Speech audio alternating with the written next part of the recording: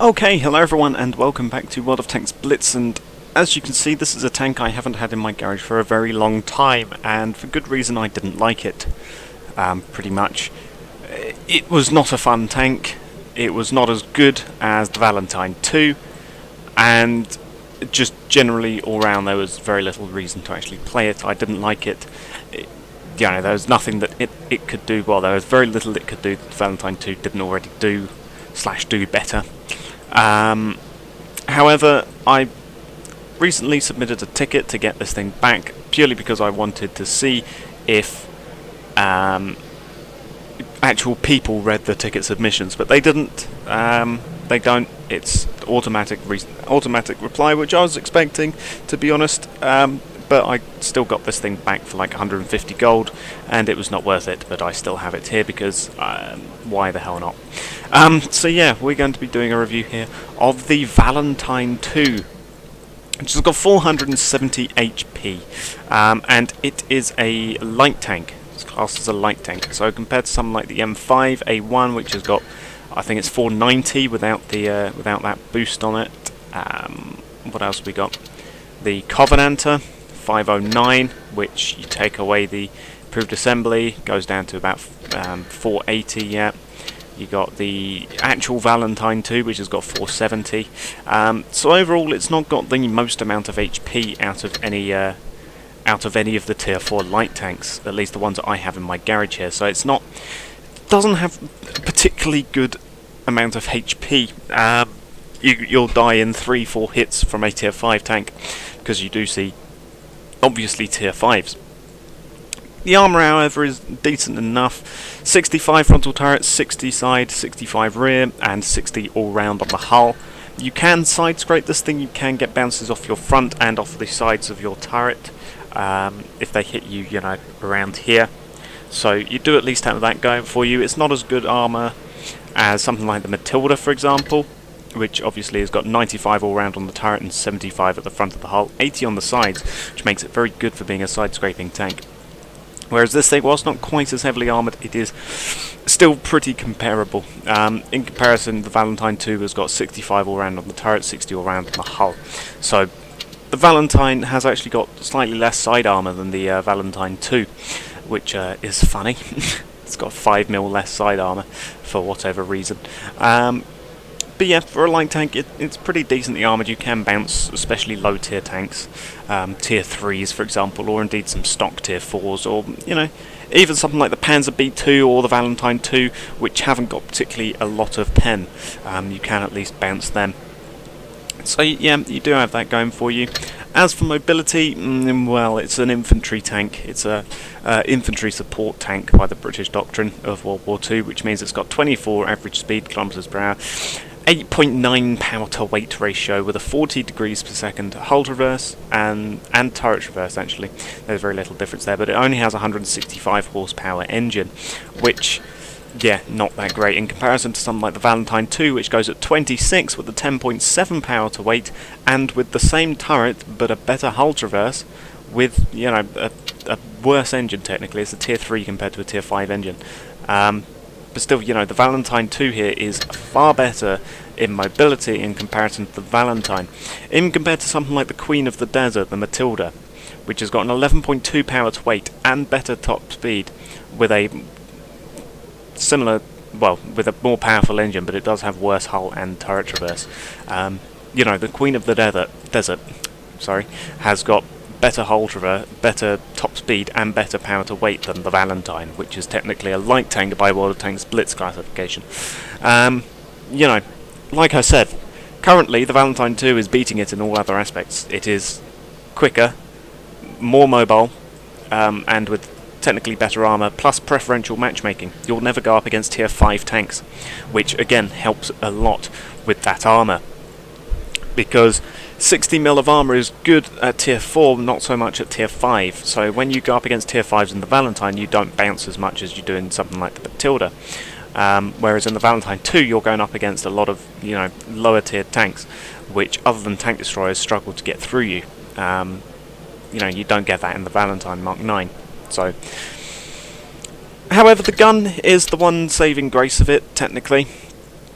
.38 dispersion, 4.3 second aim time, 7 second reload for 130 pen, 180 with APCR, 32 with HE, 90 average damage with AP, 80 with APCR, 100 with HE, 8 degrees of gun depression and 70 degrees of gun elevation, which it's fairly inaccurate. The aim time is DPM 767, which in comparison to something like the Valentine 2, which has got 769. In comparison to the AC-1 Sentinel, which has got 767.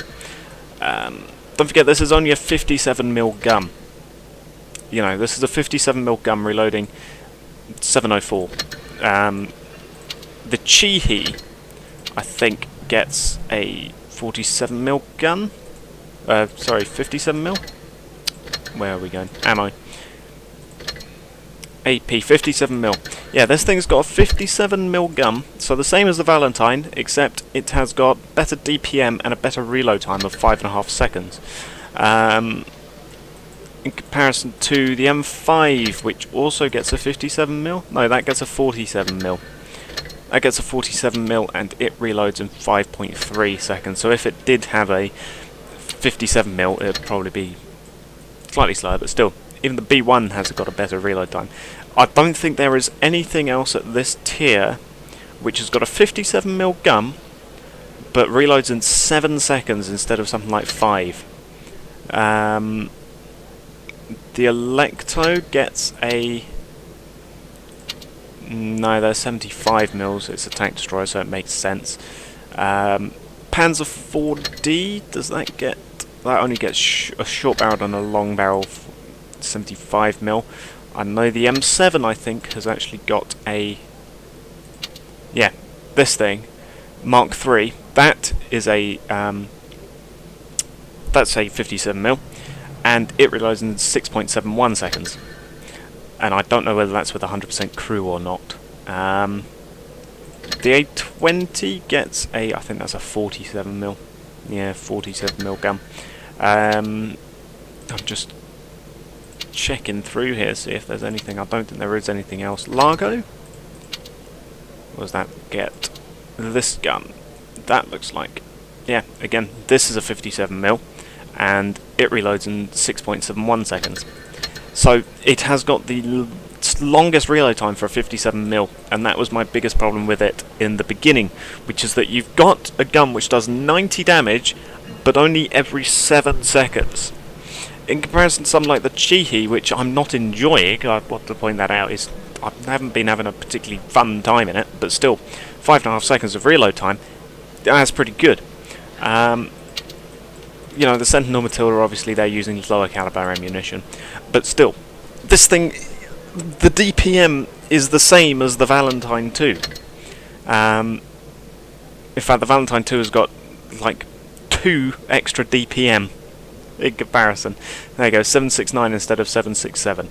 So, I mean, granted the Valentine 2 does have a worse gun in terms of penetration and damage, however it reloads in 3 seconds, and it's far more accurate with a far better aim time, and your AP does at least do 84 mils of pen. And again, you only see tier 4 tanks, which means that this thing, it's slow, it's slower, less mobile, with the same armour, let's call it. We'll ignore that 5mm less side turret armour. So yeah, it's slow, it's unmanoeuvrable, it has got the same armour and slightly worse DPM than the Valentine 2, which makes the Valentine 2 technically the better tank. And I have more fun in the Valentine 2 because A, you only go up against tier 4 tanks, and also you can rack up the damage very quickly with that gun. Even though you don't penetrate as much, you fire out a shot every 3 seconds, which means one of them will end up hitting, and you can at least carry loads and loads of APCR rounds if you need to. And it's just all round, the Valentine 2 is the better Valentine than the Mark 9. And that's just how I feel about it. I'm sure there are some people that like driving the Mark 9 Valentine, but I hardly ever see these things on the battlefield. You know, I see some Valentine 2s, you know, I see some of these other tanks. Everyone drives the Covenant because it was given out free and it's a decent enough tank. But still, Valentine Mark 9, I hardly ever see. I see more Mark 2s than I do Valentine 9s, which means that either nobody plays this tank and everyone's got it, or nobody plays the tank, or nobody's got it, and so nobody plays it anyway. That's what it is. So yeah, that's the overall stats of the Mark 9 Valentine. It's not particularly great. The armour's alright, the mobility is Mobility's pretty slow. The gun is decent in terms of pen and damage, but reload time, aim time and accuracy is no, not good at all. As for consumables, of course, got your standard repair, first aid, fire, you've got engine power boost, you've got your adrenaline, and you've got your multi-purpose, which is those three rolled into one. You can go ahead and mount them as you want. Don't forget, I am actually using this tank with black tea, so the reload time does actually get buffed a slight bit. Otherwise it would be 757 DPM and 7.10-ish, 7.13 second reload time. So yeah, you can at least go ahead and put on black tea for your extra crew mastery, or your standard fuel for the extra engine power and turret traverse, which is not too bad of an idea. However, I think black tea is just going to be generally the better one to use just for the gun stats, really. As for ammo, you do carry 44 rounds of ammo, and because you do not have a particularly fast reload time, you're very unlikely to actually fire off all of these rounds, unlike in the Mark II Valentine, the premium, where you can run out of ammo, and I almost did in that video. So yeah, you can go ahead and mix and match those as you wish. Again, you're probably not going to fire off all of these rounds because your reload time is not 3 seconds, so you don't just blaze away at people. So yeah, you can go ahead and mount them as you want. As for equipment, definitely go with the gun rammer for the extra reload time. You don't need it for the extra pen on the AP. 130mm of pen at this tier is tank destroyer level, so you don't need the extra pen, so definitely go with the gun rammer for the extra DPM and reload time. And then I'd say improved assembly for the extra track durability, over defense system. Coated optics, because you are a slow tank, you are basically a pocket heavy, I suppose you could say, because you do have fairly decent armour. You can bounce tanks with smaller guns, like I say, but against tier 5s is going to be pretty useless. But coated optics, because you are basically a frontline sort of tank, so I'd say that. Definitely enhanced gun lane drive, get that aim time down. Then you could go enhanced armour, I'd say, for the extra slight buff to the armour, because like I say, it is decent enough armour for a tier 4 tank, especially a light tank as this is described. So yeah, I'd say enhanced armour. You could go with improved assembly, but honestly I think enhanced armour is probably going to be more beneficial. Engine accelerator for the better power to weight and a slight buff to your hull traverse, but mostly for the extra power to weight. Definitely refined gun as well, get your dispersion down to 0.34 accuracy if you're really going this far into having the Valentine. So refined gun for the extra, better accuracy. Then I'd say enhanced tracks, although really it's tier 4. You could go with either one, to be honest, and then your choice of whatever the hell those two things are. So overall, that is the Valentine Mark 9. Not a tank I particularly like. Yeah, that's all the objective stats I can give you. And honestly, if you want a Valentine in your garage, just go for the Valentine 2. Yes, the gun is terrible, but it's far more fun. You've got preferential matchmaking, so you only see tier 4s or 3s, and it's basically better than the Valentine in every other way, other than the gun. So yeah, there you go. That's the Valentine. I'll thank you all for watching, and goodbye.